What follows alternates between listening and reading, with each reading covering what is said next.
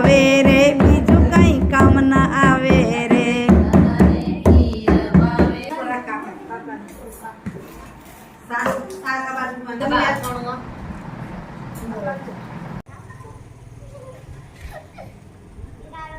નમસ્કાર મિત્રો, કેમ છો? મજામાં? સ્વાગત છે તમારું મારી YouTube channel natural life with Deena પર. મિત્રો થઈ ગયા છે તૈયાર, સાહેબ તો આમ ચાવી હાથમાં લઈને ઊભા છે. ચાલો જઈ આવી મંદિરે, દર્શન કરી આવી. 6:30 વાગ્યા છે. આવીને ફટાફટ થશું તૈયાર. અહીં ભગવાનના થઈ ગયો દીવો. ઘણી પૂજા અમે કરતા નથી, ભગવાનનો દીવો કરી દઈએ અને પછી મહાદેવજી જઈએ દર્શન કરી આવી. એ અમારું કામ છે. ચાલો જઈ આવી દર્શન કરવા. શક્યતાઓ કેવી છે?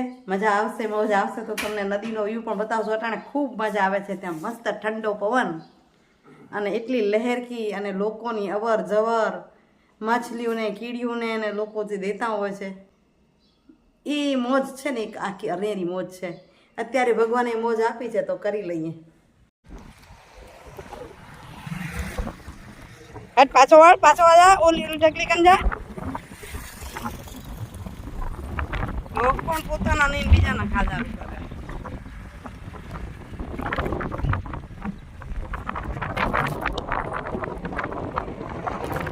જા તારું કામ નહીં તો.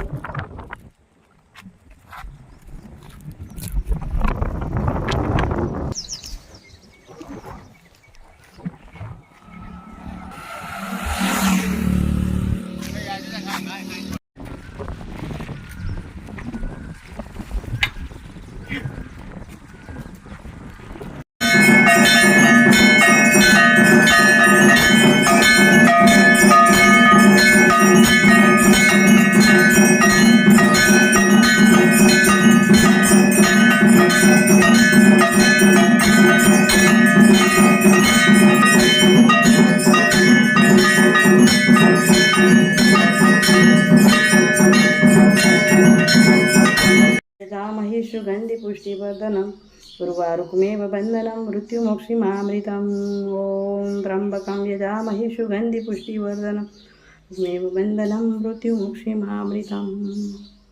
शिवाय नमः, शिवाय नमः, शिवाय नमः, शिवाय नमः, शिवाय नमः, शिवाय शंकराय नमः, शिवाय नमः, शिवाय नमः, शिवाय नमः.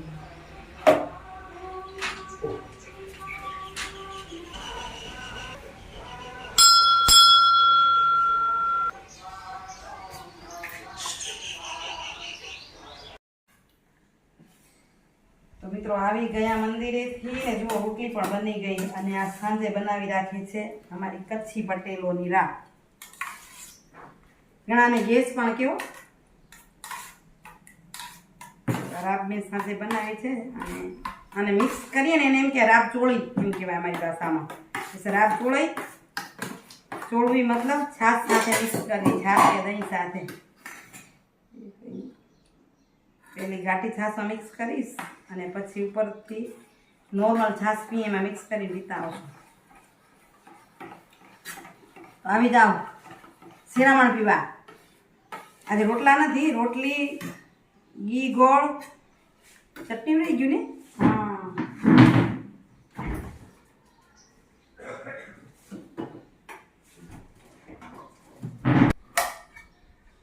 જો લીલા મરચાંની ચટણી બનાવી રાખી છે,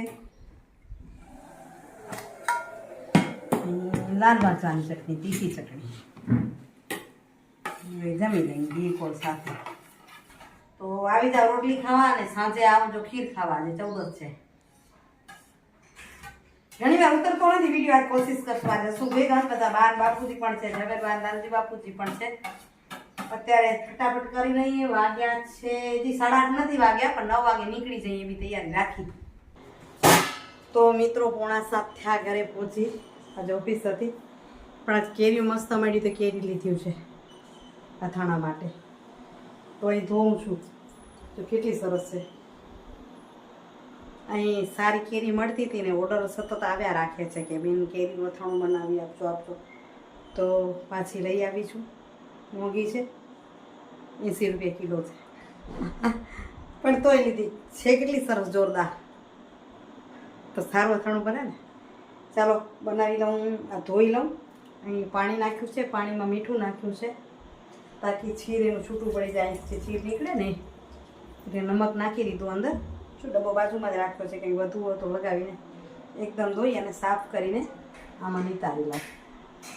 નીકળી જાય પછી એને ચીરશું. આજે સાંજે ચીરાય છે કે આવતીકાલે? અત્યારે તો મિત્રો કેરી ધોઈ લીધી, હવે નીતરશે પડી. 14 છે એટલે કાલે ચીરશું.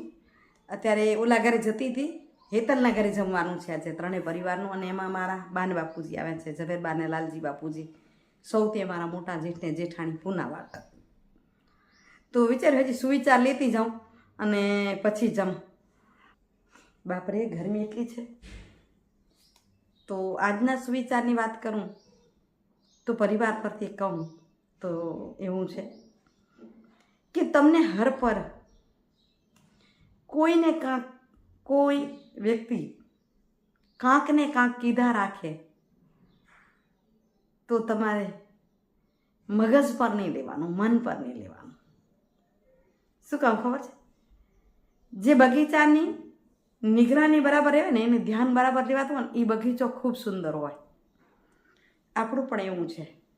આપણે કોઈ કાંઈ કહે છે ને, એનો મતલબ છે એ આપણે ધ્યાન રાખી રહ્યો છે, આપણી નિગરાની રાખી રહ્યા છે વ્યક્તિઓ. કાંઈ વાંધો નહીં, આપણી નિગરાની રાખવાવાળા લોકો હોવા જોઈએ. ખાસ પરિવારમાંથી હોય ને ત્યાં સુધી વિશેષ સારું. પરિવારવાળા જો કાંઈક કહેતા હોય તો સમજી લો, મને તો એ આમ જ કહેશે એવું વિચારવા કરતાં એમ વિચારવાનું કે મારા આ બગીચાની નિગરાની રાખે છે, ધ્યાન રાખે છે. કારણ કે આપણે એ જ બગીચાના ફૂલ છે, છોડ છે કે ઝાડ છે, બરાબર ને?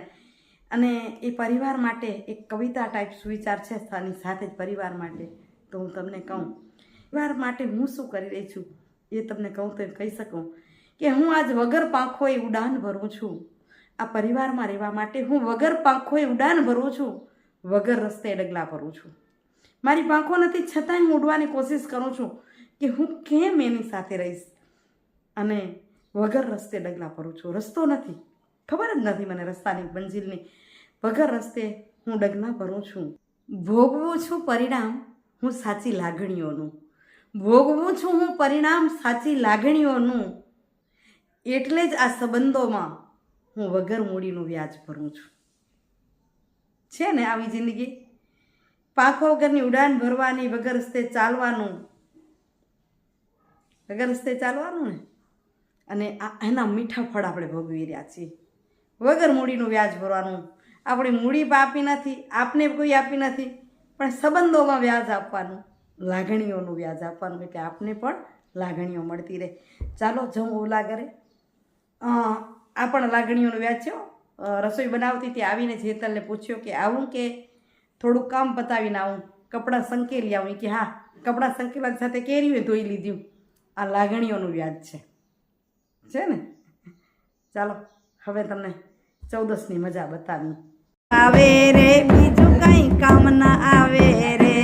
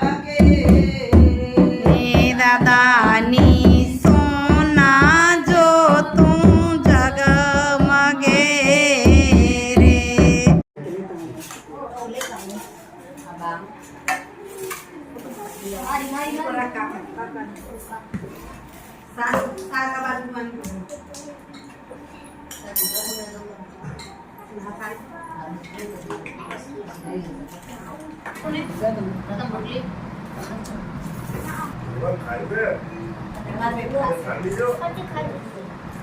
પછી કઈ ખાના નહીં